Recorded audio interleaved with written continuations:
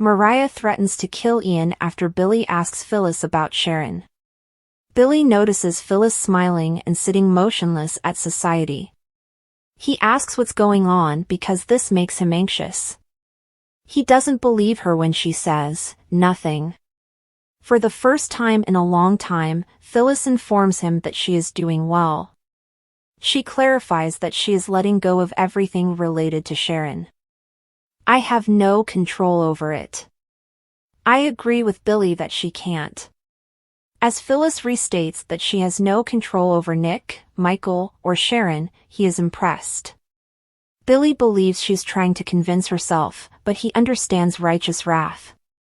Has she really let this go? He asks. Nick sighs down at Sharon's apartment. Faith acknowledges she didn't sleep as she descends the stairs. She expresses gratitude to her father for remaining and states that Christian is still stuck upstairs. Tessa and Mariah returned home to be with Arya, Nick observes. They fear they won't hear from Sharon.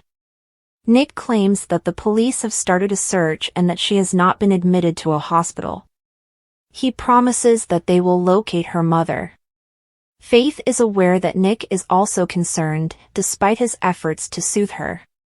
She notes that Sharon would not leave them without telling them now. Nick contends that she might have needed to hash out her feelings. Your mother can take care of herself. Faith worries that she suffered another breakdown or was drugged. What if Ian was the one? I mean, the dude can do anything? Perhaps he hurt Mom in some way. Nikki is furious about Ian Ward, the monster, returning to town at the ranch. Victor is adamant that he will no longer hurt anyone in his family. Nikki expresses uncertainty and cautions against underestimating him. Victor will take care of him. Although he is insane, Nikki is aware that he would prefer to pursue him alone. Victor tells her that they are keeping an eye on Ward. He won't surprise any of us again. How dare he come back here after all the agony he's caused, yells Nikki. Ian, who is sitting on a seat in the park, glances up when Tessa and Mariah show up with Arya in her stroller. Mariah takes a protective stance as he shows admiration for the child. Ian is cautioned by her to back off. Ian can see how his presence may make her hesitate. Tessa is told by Mariah that they must leave. Ian interrupts her, pointing out that he is being followed by a Newman guard. He poses no threat. At this, Mariah laughs. What do you want? Tessa says. According to Ward, he wants to take accountability for the suffering he inflicted in the past. Mariah argues that people like him don't change and advises him to return to prison. Ian begs for an opportunity to put things right. Billy is reminded by Phyllis at society that anything she sets her mind to is actually easy. It's one of her favorite things about her, Billy tells her. According to Phyllis, she made a resolution for the new year. Billy's goal is for her to survive the first week. Phyllis declares that she is determined to assist him in regaining Chancellor. This will be a huge battle, and Billy is happy to hear that. There is one criterion, according to Phyllis. Billy gives a sigh. He ought to be more aware. He is not being asked to amputate his arm by Phyllis. When Summer shows up, she informs her mother that she spoke with Chance. Sharon is not there. Nick tells Faith at Sharon's house that he understands how frightening it is to be unable to contact her mother. Faith worries once more.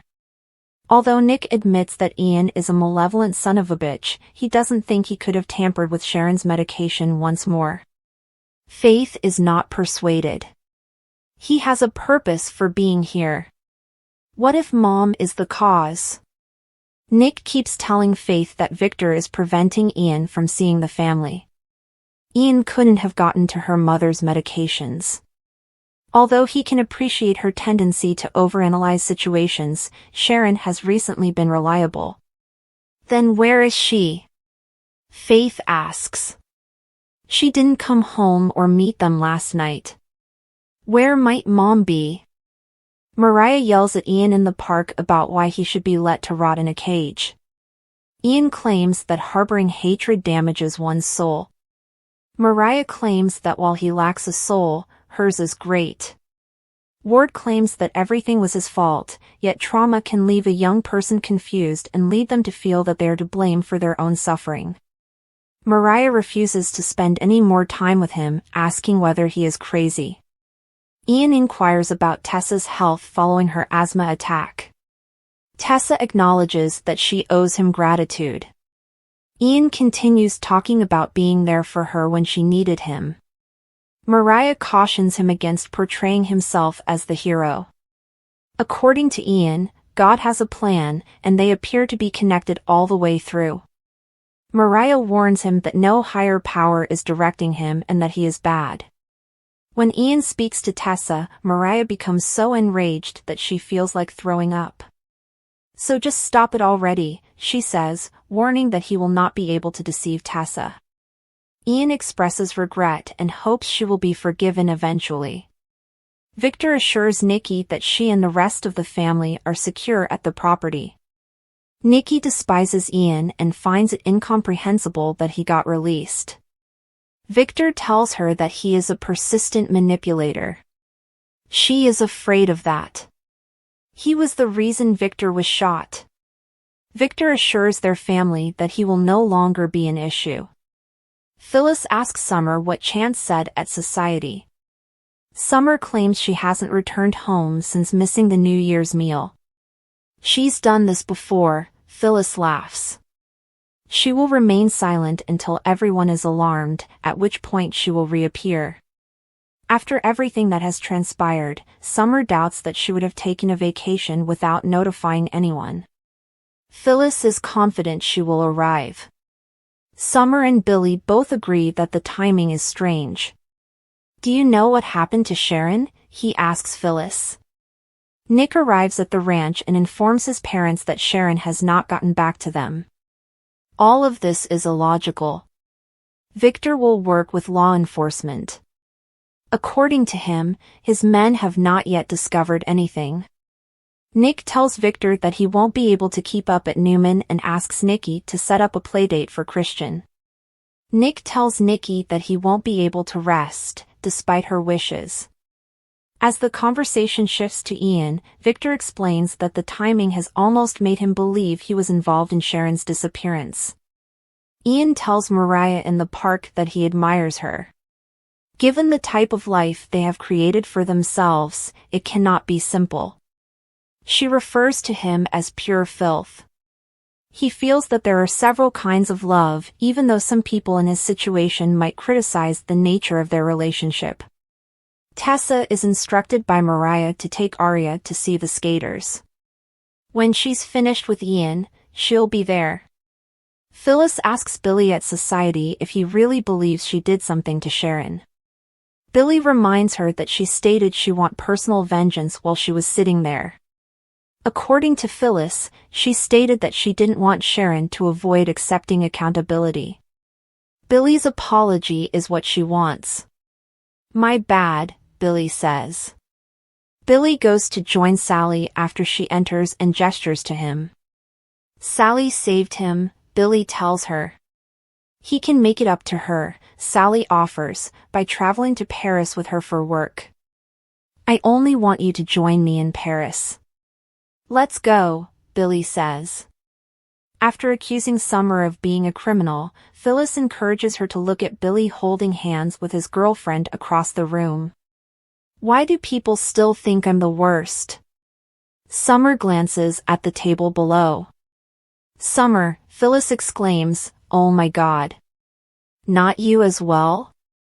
Summer can't be shocked that Billy asked, even though she doesn't believe she did anything to Sharon. She has been yelling all over the place. She confessed to killing Heather and framing Daniel, according to Phyllis. She was merely expressing the truth. She says she will let everyone else get all worked up over Sharon and that she is moving on. I've moved on. Karma, not her, is to blame if something terrible has happened to her. Billy inquires at Sally's table as to why she is inviting him to travel to Paris with her. Does she think that will prevent him from pursuing Victor? That's part of it, Sally acknowledges. She's hoping he'll abandon his dangerous scheme. What happens when we get back and I continue down my path? Billy says. That's his call, Sally says. Billy smiles that he has her in his grasp. He'll be happy that he is, Sally believes. Nick mentions Ian's arrival at the property just before Sharon goes completely silent. It can't be a coincidence, argues Victor. They recount putting him in jail and wishing he would never be released. The chaplain thing is a cover, Nick snaps. Victor assures them that they won't face any backlash and that Ian will be taken care of. Nick is shocked when Chance calls him out of the blue. All right. Is Sharon anywhere? He disconnects, informs his parents they found Sharon's car in the river, and begs him to keep him updated. Phyllis bemoans Sally's lack of sophistication to Summer at society. According to Summer, she's actually pretty gifted. She is reminded of the past by Phyllis. Summer should give it a try sometime, she's moved on and over it. People who don't recall the past are doomed, according to Phyllis. When Sharon is forced into a corner, she runs away. Faith is afraid when Summer reports that she is missing. These people are important to me. Although Phyllis acknowledges this, she believes Sharon is most likely on a beach somewhere without an extradition treaty. She advises Summer that they must unite as a family, get well, and move on. Nick informs his parents at the ranch that Sharon's vehicle was discovered close to the bridge where Heather's body was discovered. She was nowhere to be seen when the rescue crew dragged it out of the river. They are still looking. After Sally and Summer leave, Phyllis and Billy meet up again at society. She makes fun of him for having a private meeting with Sally. Billy wants to make the most of her enthusiasm by going to great lengths to retrieve Chancellor. He's curious about her one condition. It's easy, she says. Daniel will play a crucial role there after they regain control of Chancellor. No me, no Daniel. Do we have an agreement?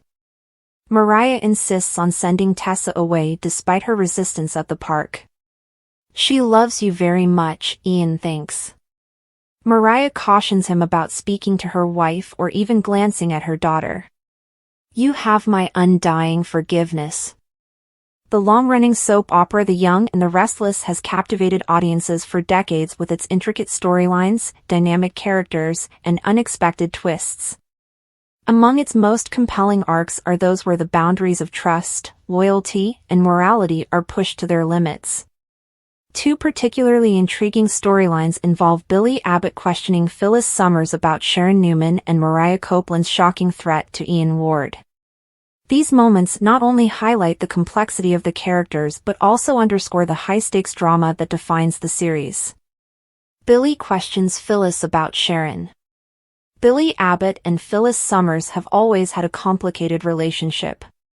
Their connection has been marked by passion, betrayal, and an enduring tension that reflects their unpredictable personalities. In this storyline, Billy becomes suspicious of Phyllis's interactions with Sharon Newman, prompting a confrontation that unravels layers of mistrust and hidden agendas. Billy's suspicions arise when he notices Phyllis spending an unusual amount of time around Sharon. Sharon, a character who has often been at the center of Genoa City's scandals, is no stranger to scrutiny. However, her history with Billy and Phyllis makes the situation particularly volatile. Billy questions Phyllis about her motives, wondering if she's scheming against Sharon or hiding something that could jeopardize their relationship. The confrontation between Billy and Phyllis is fraught with tension. Billy, known for his impulsive nature, approaches the situation with a mix of anger and vulnerability. He accuses Phyllis of keeping secrets and betraying his trust. Phyllis, never one to back down, defends herself with equal fervor. She insists that her intentions are pure, even as Billy's relentless questioning begins to unearth doubts in her own mind. This storyline is a masterclass in character-driven drama. Billy's insecurity and Phyllis's defiance create a dynamic that is both captivating and emotionally charged. Their confrontation also serves as a catalyst for deeper exploration of their individual flaws. For Billy, it's a reminder of his struggle with trust and his tendency to jump to conclusions. For Phyllis, it's an opportunity to confront her own tendency to manipulate situations to her advantage. Sharon's role in this storyline is equally significant.